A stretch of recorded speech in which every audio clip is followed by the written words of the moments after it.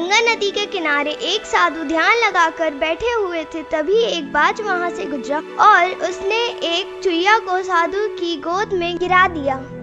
अरे, ये चुहिया आसमान से कैसे आ गई है? इसको तो बहुत चोट लगी हुई है। और साधु को चुहिया पर दया आ गई।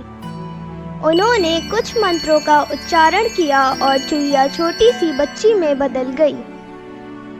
साधु उस छोटी सी बच्ची को घर ले गए और अपनी पत्नी से बोले, प्रिय, हम इस बच्ची को गोद ले लेते हैं। आपने सही कहा, हम इस बच्ची को गोद ले लेते हैं। उन्होंने बड़े प्यार से बच्ची का पालन पोषण शुरू कर दिया। कई वर्ष बीत गए और बच्ची एक सुंदर कन्या में बदल गई। साधु ने अपनी बेटी के लिए वर ढूंढना शुरू कर दिया और साधु ने सूर्य देवता की आराधना की और सूर्य देव प्रकट हो गए। लेकिन उसकी बेटी ने कहा, मुझे माफ कीजिए, मैं सूर्य देव से शादी नहीं कर सकती क्योंकि यह बहुत गर्म है। फिर साधु ने वरुण देव की आराधना की और वह प्रकट हो गए। लेकिन उनकी बेटी बोली, यह देखने में काला और ठंडा है, मैं इनसे विवाह नहीं करूंगी।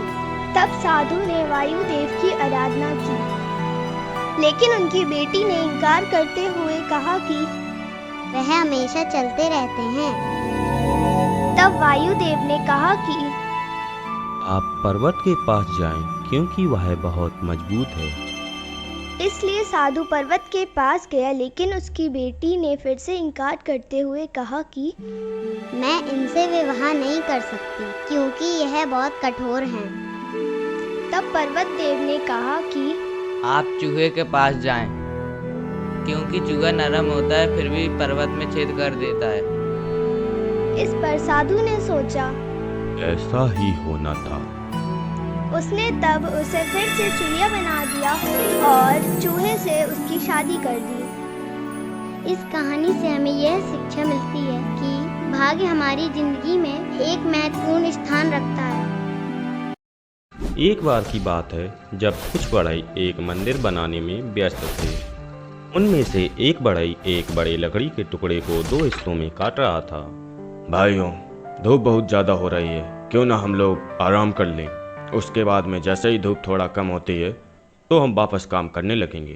तभी वहाँ तेज धूप होने के कारण उन्होंने थोड़ी देर आराम करने का सोचा। इसलिए उसने लकड़ी के आधे कटे हिस्से को रोकने के लिए बीच में एक बड़ी सी लोहे की छड़ फंसा दी। अब सभी पास के एक गांव में कुछ खाने पीने और आराम करने के लिए चले गए। पास ही एक पेड़ पर कुछ बंदर बैठे थे। जब बंदरों ने देखा कि आसपास कोई नहीं है तो अरे दोस्तों, ये नीचे क्या रखा हुआ है?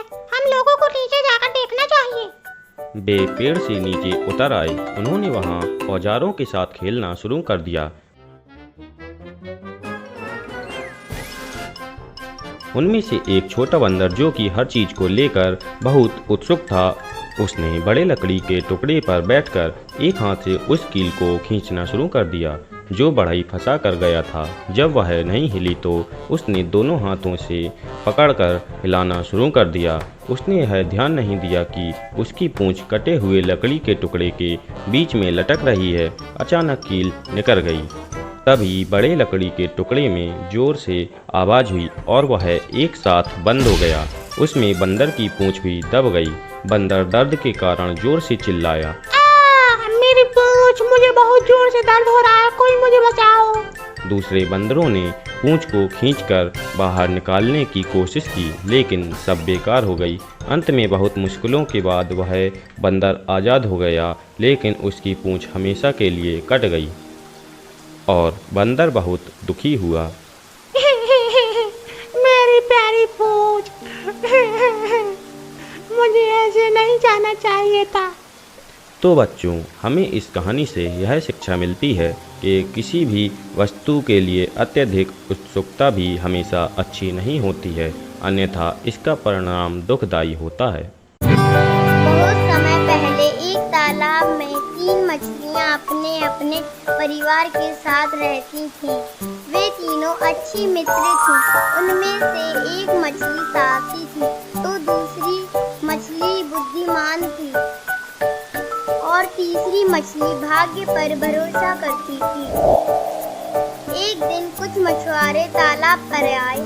उनमें से एक मछुआरा बोला, इस तालाब में बहुत सारी मछलियां हैं।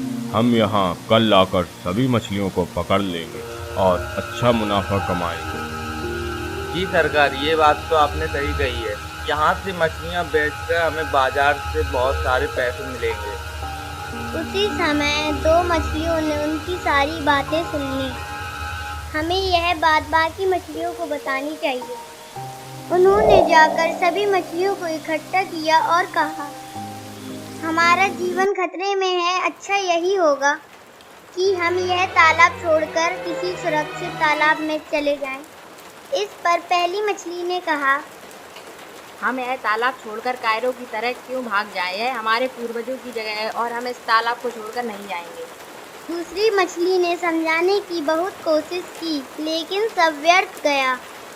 दूसरी मछली और तालाब की कुछ अन्य मछलियाँ दूसरे तालाब में चली गईं।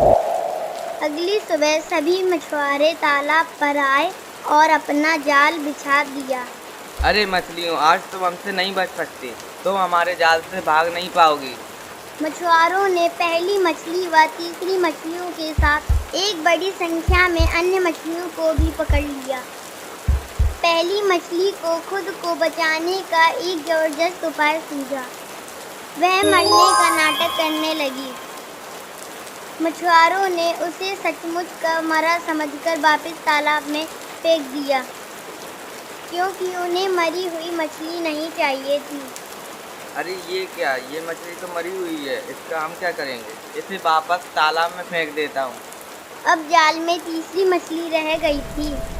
उसने सोचा, मैंने अपने मित्रों की बात नहीं मानी, इसलिए अब मेरा यही अंत है। इस कहानी से हमें यह शिक्षा मिलती है कि भाग्य भी हमेशा उन्हीं का साथ देता है जो बुद्धिमानी से कार्य करते हैं।